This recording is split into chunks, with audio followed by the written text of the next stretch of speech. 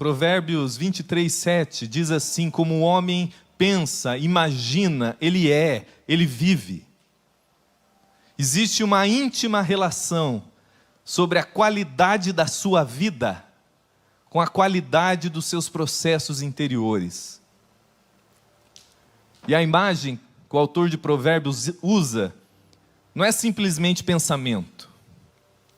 Isso é autoajuda ruim, que eu pego uma pessoa que está com crise profunda de depressão, eu falo, pensa positivo.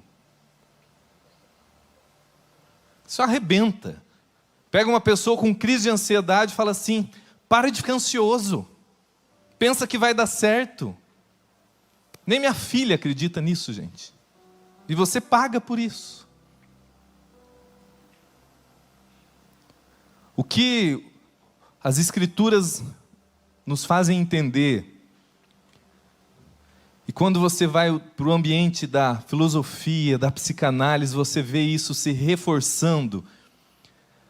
E a imagem que o livro de Provérbios fala que como o homem imagina. O meu e o seu interior é carregado de imagens interiores que foram se formando desde o ambiente que você cresceu, as experiências que você vivenciou, as alegrias, as dores, os traumas.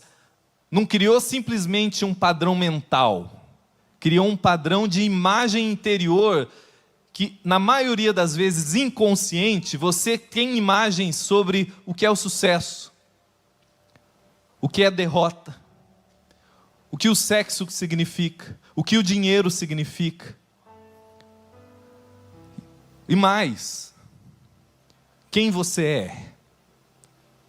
Existem imagens interiores sobre o que você acredita sobre você, sobre o seu valor, sobre Deus, sobre quem você é para esse mundo. E na maioria das vezes, está tudo distorcido, são imagens distorcidas, que a gente não se dá conta, que a gente não sabe muitas vezes como elas são conscientemente, mas no seu inconsciente, existem imagens distorcidas sobre quem você é, sobre o valor da sua vida, sobre o significado, sobre o sentido da tua história. E Paulo usa uma expressão, ele fala, vai se tornando sofismas, argumentos que vão sendo bem estruturados, por mais mentirosos que sejam, mas que de tanto ser reforçado, que você não vale nada mesmo. Porque você cresce num ambiente de abuso, de rejeição, de agressão, de escassez financeira. Você é abandonado por pai, espancado por mãe, estuprado pelo vô.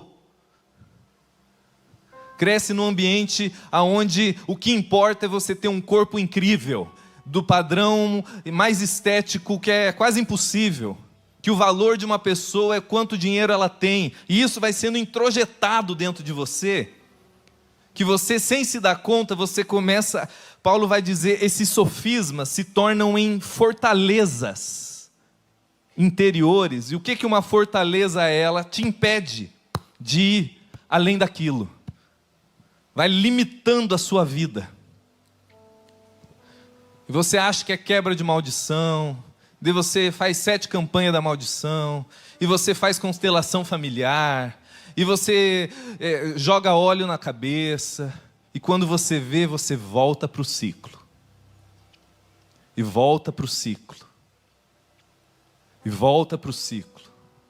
E você é crente, e você ora, e você é sincero, e continua naquele ciclo. E você lida só com um sintoma. Aquilo vira ansiedade, culpa, medo, vergonha, um senso de rejeição, de insegurança. Você começa a não gostar de você. Você começa a ter raiva de você, especialmente quando você falha.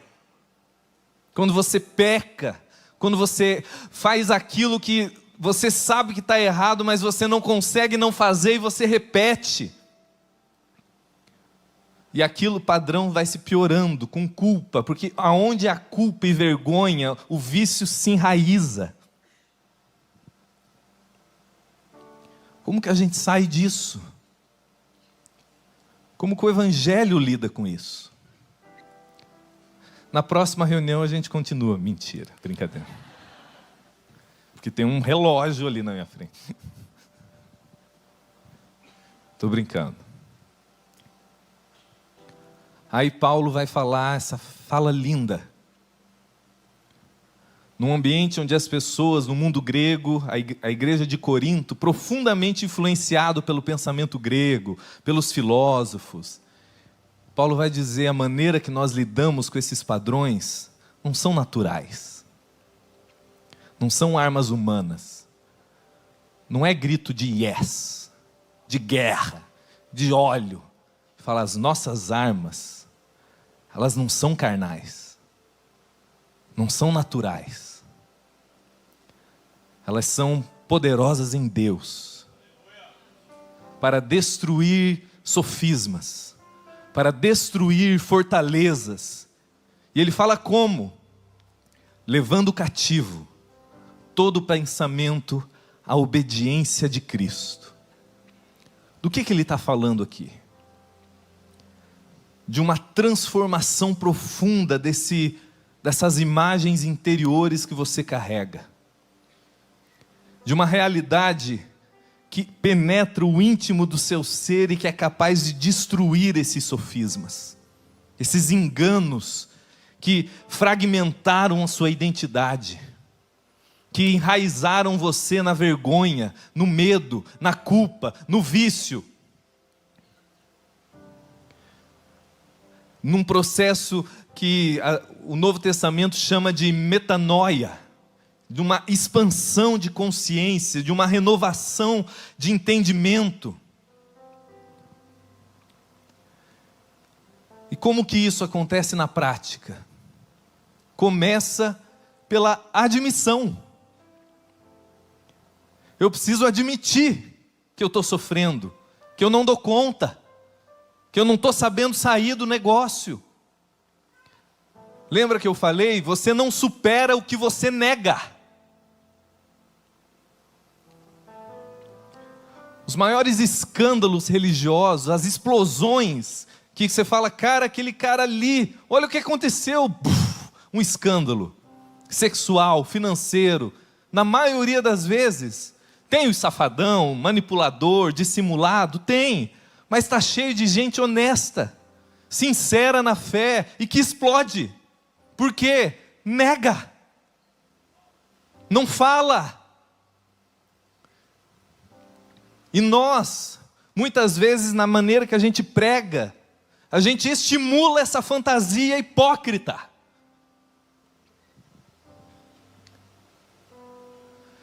Não existe cura para os seus processos internos, para essas imagens distorcidas, enquanto você não reconhecer, pelos sintomas que a sua alma já está dando,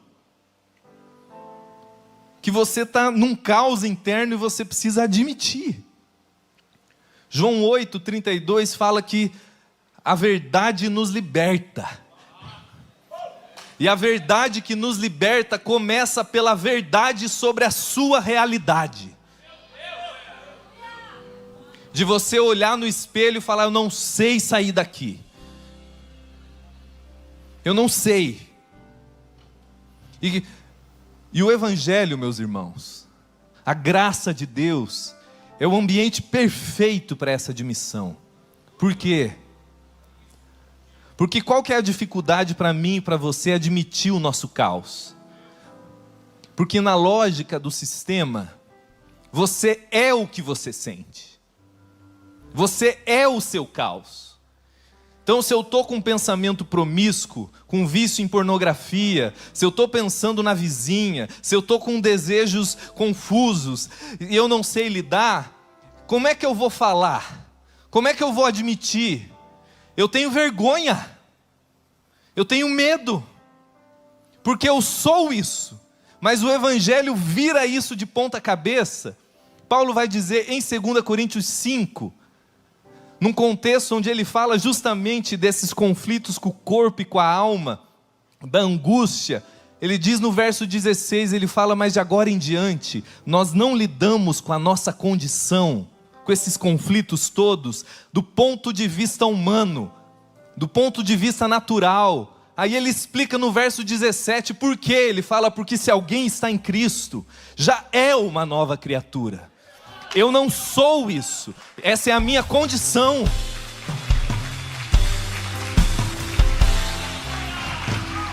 Aí, meu irmão, você lida com o caos, sabendo que todo caos ao seu respeito já está perdoado.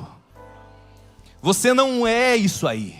Essa é a condição da sua alma, e você precisa admitir, mas você não se abre para essa admissão enquanto você concluir que você é essa bagunça. Essa bagunça faz parte da minha condição, mas o que me define não é isso aqui. Você entenda, você não está admitindo para Deus saber. Deus conhece você mais do que você. Deus conhece as dimensões na sua vida que precisam de cura, que você não tem a menor ideia ainda. Mas você lida com a lógica do Evangelho, entendendo que todas as dimensões do seu ser já estão cobertos pelo sangue da nova aliança. Você não está admitindo para ser perdoado, você está admitindo para ser curado. Você admite debaixo da compreensão que você é perdoado não pela sua admissão, você é perdoado pelo sangue de Cristo, pelo sacrifício de Jesus. E essa confiança, para os líderes, pastores, quando você vai ajudar alguém, essa pessoa tem que saber: meu irmão, eu não sei o que você vai me contar, mas saiba, o sangue de Cristo, a graça de Deus já cobriu isso. Agora pode falar.